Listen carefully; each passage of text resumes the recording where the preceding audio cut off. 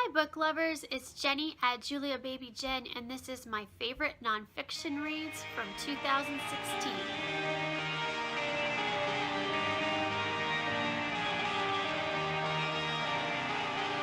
Okay, so today I'm going to talk about my favorite nonfiction I read. I just have a few quick to talk about. I'm going to start with my favorite one, which was the Magnolias story by Chip and Joanna Gaines. Let's see if you can see that a little bit. So this is a couple that stars in the show Fixer Upper on HGTV, and I've loved this couple ever since I started watching the Fixer Upper.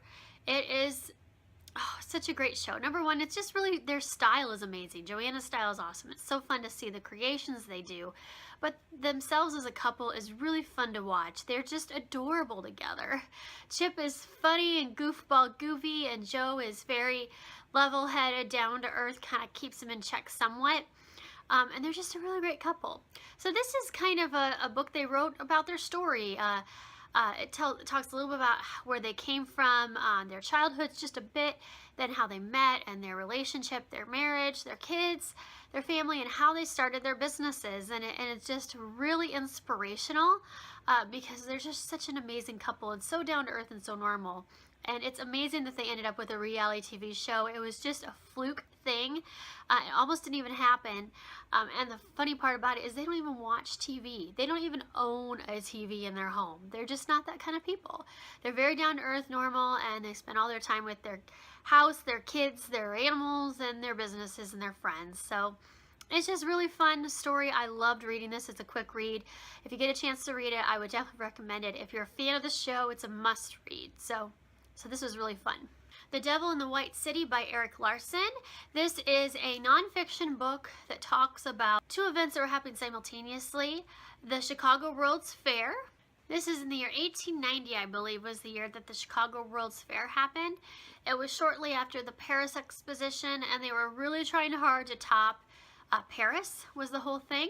And look, I'm wearing a Paris shirt today. That's so funny.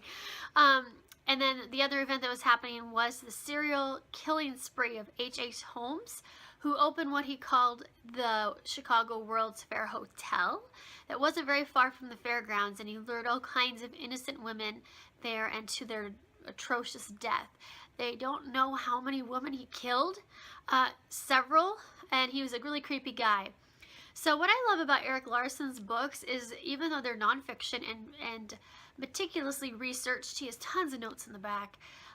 Although they are that, they read like a novel. He writes it just like he would a novel. So there is a little bit of guessing he does as far as conversations and things. Not everything was written down, of course, but he goes off of what he knows to give a pretty accurate timeline and turn of events and what happened. And this one was super creepy. The H.H. Holmes thing was the major reason I read it, because of the creepiness of a serial killer. I'd get into that. But also because one of my favorite books, Time Bound, is a time travel story, and in it the main character does travel back to the Chicago World's Fair, and she does meet H.H. Holmes and almost becomes one of his victims. So I knew a little bit about it just from reading that book, and I wanted to know more. And I've heard great things about this story. What was really fascinating to me, though, was actually the World's Fair. I really didn't know a lot about the Chicago World's Fair, and I learned so much reading this, and I cannot believe they built this thing. This thing was fantastically amazing. The buildings were huge, and only one building is left standing from the Chicago World's Fair in Chicago that you can go see now. So that is fascinating as well, and it's really, really cool. So I went online after reading this and looked up all kinds of old photographs and archives from the fair and pictures, and oh my word, it's so fascinating. I will actually leave a couple pictures of it at the end of this video and the ending credits, just because I think you should see it. It's just amazing, and I just don't know how they built this thing. It almost didn't happen, and it was incredible, just incredible. So this picture on the front is one of the pictures of the World's Fair. This is the main promenade with the big huge lake. Oh, absolutely gorgeous. So yeah, this is one of the Great Lakes. They did it right on the shoreline, of course, and that was one of the contentious things when they were trying to build it, where to put it, and hardly anybody wanted to put it on the lakeside.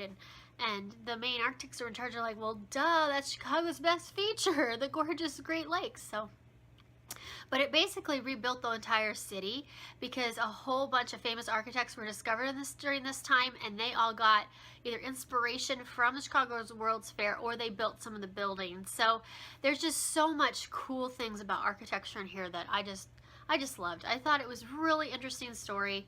Or I guess not story. I thought this was a really interesting book, really great. I learned so much, and it made me want to try and travel back to the Chicago World's Fair. Then I have the Time Traveler's Handbook, 18 Experiences from the Eruption of Vesuvius to Woodstock. And this is by Wiley, Acton, and Goldblatt. And this is a really fun read. If you get a chance to pick this up, I would, if you're into history at all, or if you're into time traveling. So this is written like a handbook. It's like supposed to take place in the future where time travel is now a possibility and you can actually time travel. And so people do it for like vacations and stuff. So this is a company that created a handbook for their different experiences that you can go time travel to. So it tells you all you need to know as far as dress and language and food and what your experience will be like. So what's really awesome about this is it gives you a lot of factual information, but in a fun format that just makes you want to not stop reading. And it's just really detailed as far as like, you know, the way of life of these places. So not only does it give you the accurate timeline and like the historical thing you would learn in a history class, but it gives you even more because it gives you the more personable stuff that you might not learn in a history class. So it's just a really fun one, and I hope they write more of these because this was really fun. I'm gonna just mention some of the experiences. I'll mention the ones that I found the most interesting. So they do have the St. Louis World's Fair in here in 1904. VE Day in London in 1945, and would that not be one of the coolest places to be ever in history? VE Day in London in 1945. Can you imagine how awesome that would be? To people who were there, I'm like, oh my gosh. Then they had the Boston Tea Party in 1773, and this one was really interesting to me because of course I knew about the Boston Tea Party, but I didn't know all like what it would have felt like to be there that day, and it was pretty dangerous and pretty scary, and there was things that were definitely expected of you if you were going to actually go to the ship and toss over the tea. So there was a lot of expectations on that, and this was really fun to read. The Women's March on Versailles in Paris in 1789 was very creepy. I'm like, whoa, those women were calling for blood. So yeah, that one was good, but it was, I learned a lot about that one. The 235th Olympiad in Olympia, which takes place in 161, that was really interesting. The opening night at Shakespeare's Globe in London in 1599. The Beatles in Hamburg from 1960 to 1962. So you get to see a series of concerts that they headlined at in this little tiny dive venue in Hamburg before they were famous, and in the first couple ones they had a different drummer, and that was really interesting to read about. It made me just want to listen to more of the Beatles. Then they have the eruption of Vesuvius in Pompeii in 79.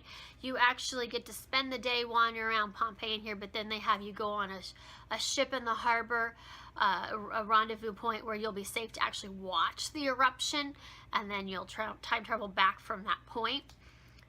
That'd be kind of scary, but it'd be interesting too. And then the Peasants' Revolt in Essex, Kent, and London in 1381 was an interesting one too.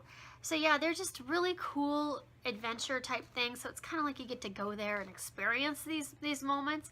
I learned a lot, and it just made me love history all the more. So if you want to know more about history, but maybe you find it a little dry, this is a great book to read because it'll give you lots of information, but from a point as if you were actually there, and the details are great, and it's done in a format that's just so fun. So yeah, this was a really fun read. Finally, I have Wildflower by Drew Barrymore. This is a series of little stories that she wrote about her life. Each chapter is just a little memory or a snippet from her life, and they're from when she was very small to current day. And I forget how many are in here, but she did write these all herself, and they're actually really good. Her writing, you know, she's not a born writer, and the writing wasn't the most spectacular thing ever, but it was readable. It was still engaging enough that I got into it. I would say this is a must read if you're a fan of Drew Barrymore, because you'll learn so much about her. I just think she's an amazing person, an amazing spirit.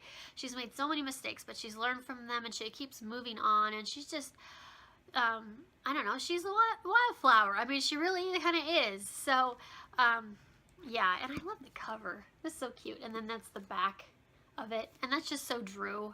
I mean, she's just so much fun. I love Drew Barrymore so much.